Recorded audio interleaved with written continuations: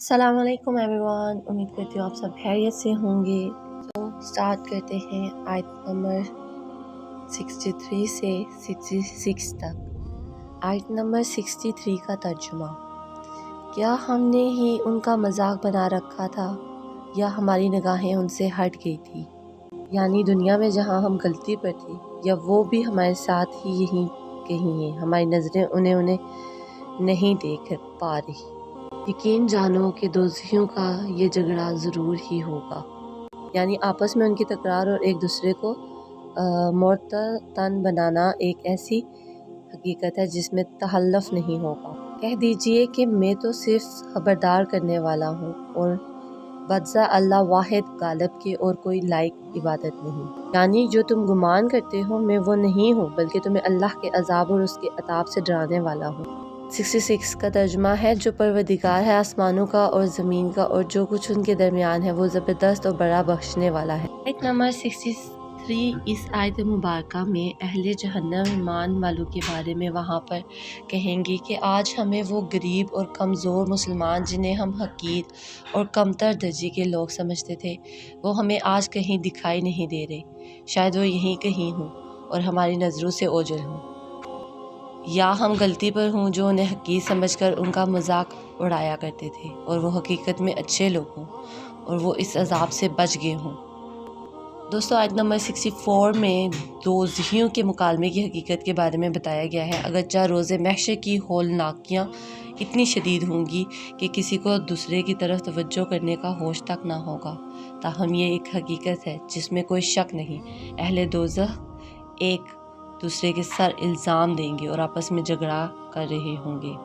دوستو، آیت نمبر 65 اور 66 ان دو آیات مبارکہ میں اللہ کے رسول صلی اللہ علیہ وسلم کی منصبی ذمہ داری کے بارے میں بتایا گیا ہے کہ وہ کفار مکہ سے کہہ دیں کہ میرا کام صرف تمہیں تمہارے برے انجام سے آگاہ کر دینا اور سمجھا دینا ہے، اور یاد رکھو کہ حقیقی معبود صرف اللہ اکیلا ہے جو تمہیں سزا دینے کی پوری قدرت رکھتا ہے۔ پھر اپنی صفت قہاری کا ذکر فرمایا کہ وہ آسمان اور زمین اور جو کچھ ان کے درمیان ہے سب کا مالک و مختار ہے، وہ ساری مخلوقات پر غالب ہے۔ کافر اس کی گرفت سے کسی وقت بھی بچ سکتے نہیں، لیکن اگر گناہ گار لوگ توبہ کریں تو انہیں معاف کر دینے والا ہے۔ تو آیت نمبر 67 کا ترجمہ ہے: آپ کہہ دیجئے کہ یہ بہت بڑی خبر ہے، یعنی میں تمہیں جس عذاب آخرت سے ڈرا رہا ہوں اور توحید کی دعوت دے رہا ہوں، یہ بڑی خبر ہے جس سے عجز و غفلت نہ برتو، بلکہ اس پر توجہ دینے اور سنجیدگی سے غور کرنے کی ضرورت ہے۔ آیت نمبر 67 کا ترجمہ ہے: جس سے تم بے پرواہ ہو رہے ہو، مجھے ان بلند قدر فرشتوں کی بات چیت کا کوئی علم ہی نہیں جبکہ وہ تکرار کر رہے تھے۔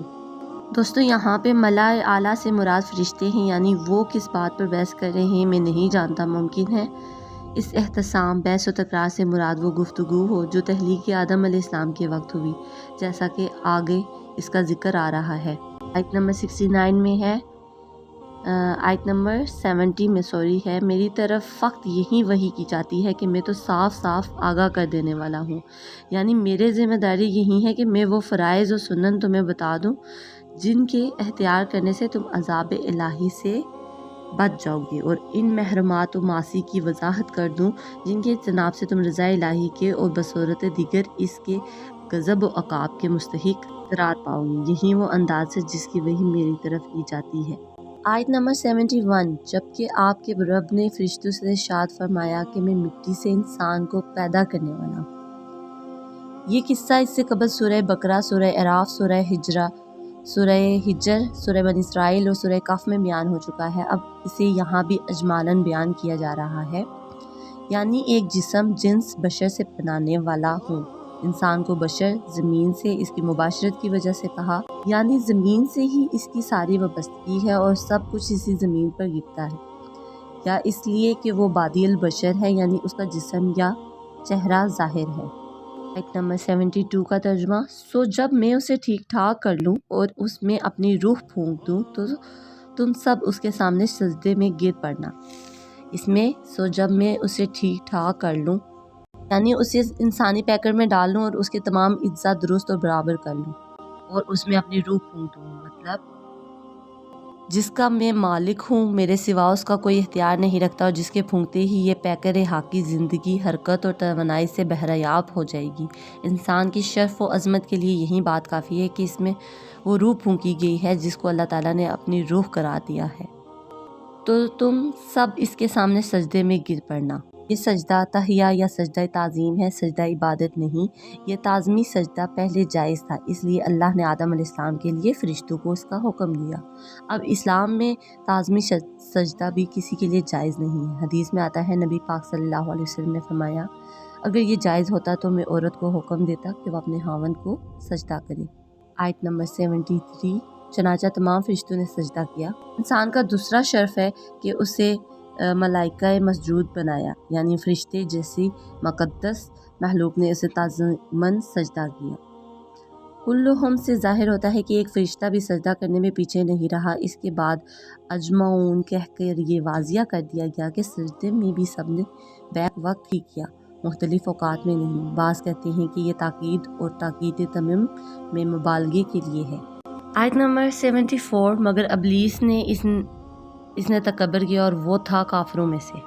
دوستو، آیت نمبر 67 اور 68 ان دو آیات مبارکہ میں کفار مکہ کو اللہ اور اس کے رسول کی نافرمانی پر تنبیہ کی گئی ہے کہ قیامت کی خبر کوئی معمولی خبر نہیں جس کا تم مذاق اڑاتے ہو۔ کائنات کی سب سے بڑی خبر یہی ہے کہ قیامت ضرور برپا ہوگی اگر تم اس کی حقیقت کو سمجھ لو اور اس دن کے ہولناک مناظر کو اپنے سامنے لاؤ تو یہ اتنی بڑی چیز ہے کہ تمہارے طرز زندگی کا رخ موڑ سکتی ہے۔ انشاءاللہ آیت نمبر 69 سے 74 کا آگے مفہوم انشاءاللہ نیکسٹ ویڈیو میں بیان کروں گی۔ ملتے ہیں نیکسٹ ویڈیو میں۔ جزاک اللہ، خدا حافظ۔